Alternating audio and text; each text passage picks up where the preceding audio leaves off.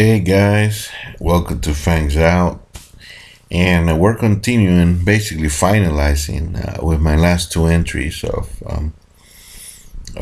films that for Mental Illness Month, and this is kind of a double build video because it's going to continue my Silence of the Lambs franchise, and it also goes into the films with people with mental problems about people mental illnesses month, right? So we're talking about Red Dragon. So we're almost coming down to the end. Manhunter will be the last film, but it will not be part of Mental Illness Month because basically we'll be reviewing the same character that has the problem. So it will, it's just a different adaptation that was made earlier. So Red Dragon was it's a prequel of Silence of the Lambs, where we actually see Dr. Lecter. How he was finally apprehended. We see how it got, and we see the Edward Norton character that he was the one who apprehended him, and but nearly killed him. I'm not going to spoil that because I think Red Dragon is an awesome film. You should totally watch it.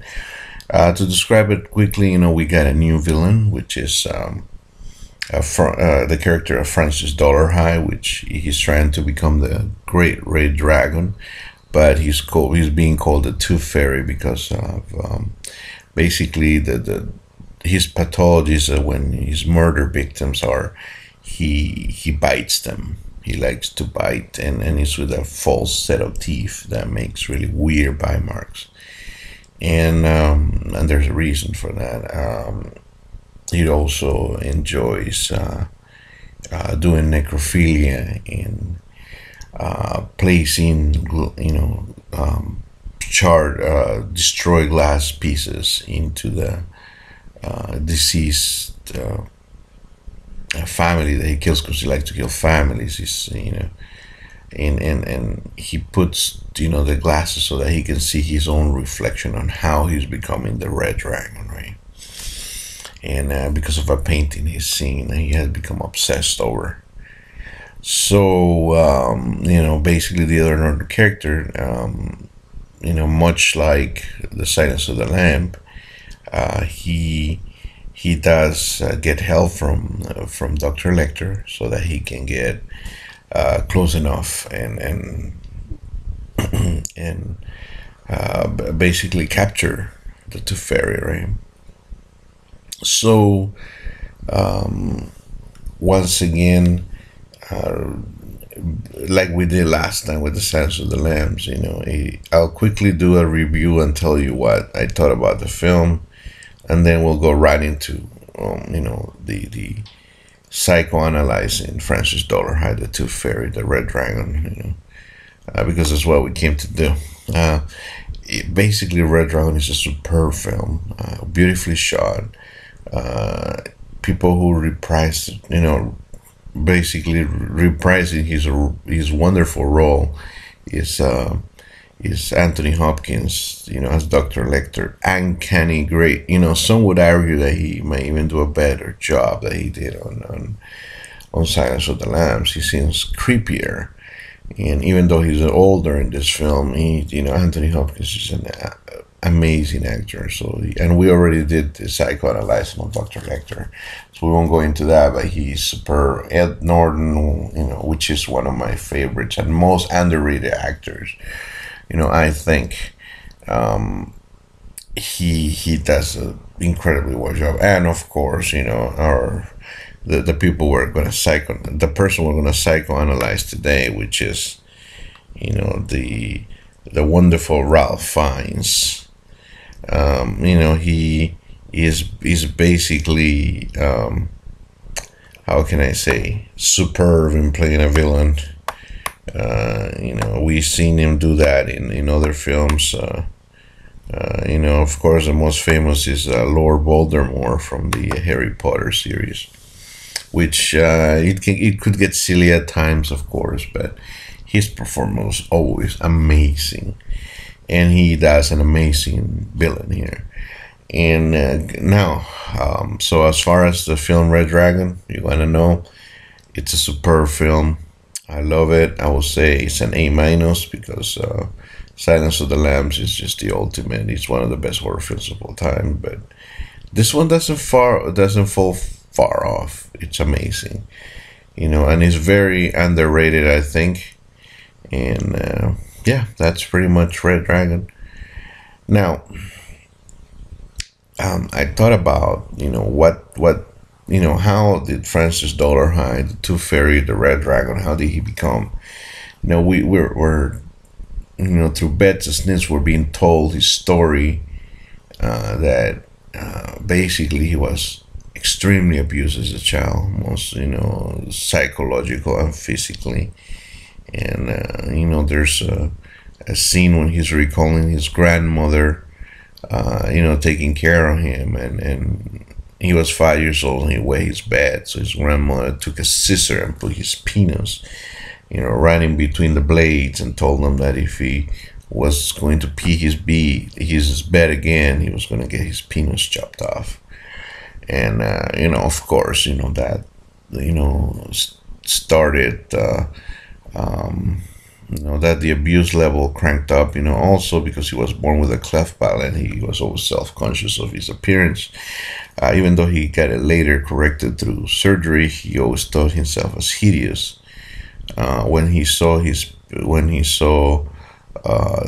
painting of the great red dragon, he thought, hey, you know what, I gotta become that. And so he thinks that while picking up these families that he picks, and he sees happiness, he sees love, and I don't know, that's the part, and I'm not a psychologist, and I can't tell you why he wants to destroy that, but he basically kidnaps them.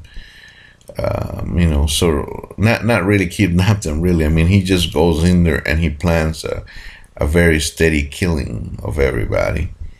And he, the female, the mother of the family, he copulates, post-mortem, so basically he does necrophilia, which I don't know why would anyone do that, but of course I'm sane, or at least I think I'm sane.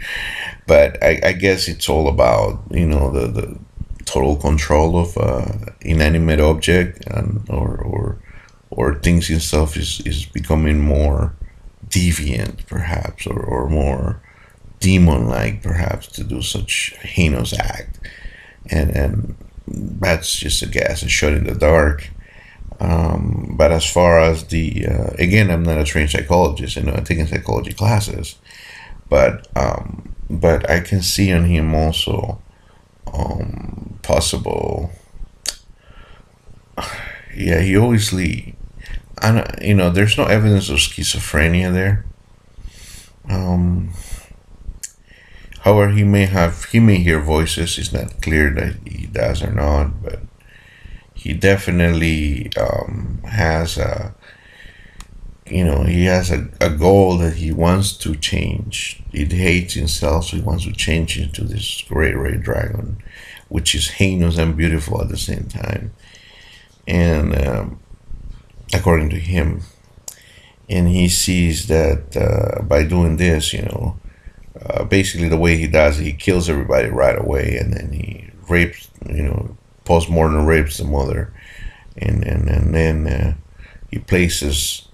he likes to see himself, so he places glasses on the eyes, so pieces of glasses, so that he can see himself doing that, and he feels that the more he does that, the more he becomes.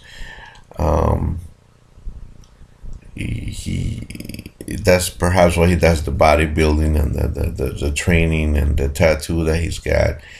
There's a film with the late Phil Seymour Hoffman when he gets captured and kidnapped, and he shows them that he's becoming the Red Dragon, and he's terrifying because in his own mind he is just this gigantic demon-like monster. So he's obviously delusional.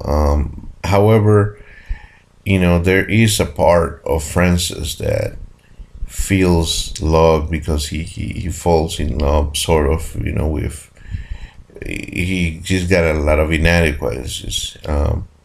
of with this blind lady, and you know, he spares her, and you know, and he she never knew that he was this killer until, you know, after the big reveal. But that's speaks a lot to him, and he also gets sloppy in purpose, like he wants to get caught. Like there's something just, you know, after seeing the fact that you know, we see in Buffalo Bill and his narcissistic, women hating, you know, pathology, and we've seen Lecter's, you know, why he inherit, you know, why he eats, you know, flesh, and now we see a character, the character that he does. He's There's a lot of love in him that, you know, as a little kid that he probably had, and he was all betrayed by the heavy, horrible abuse.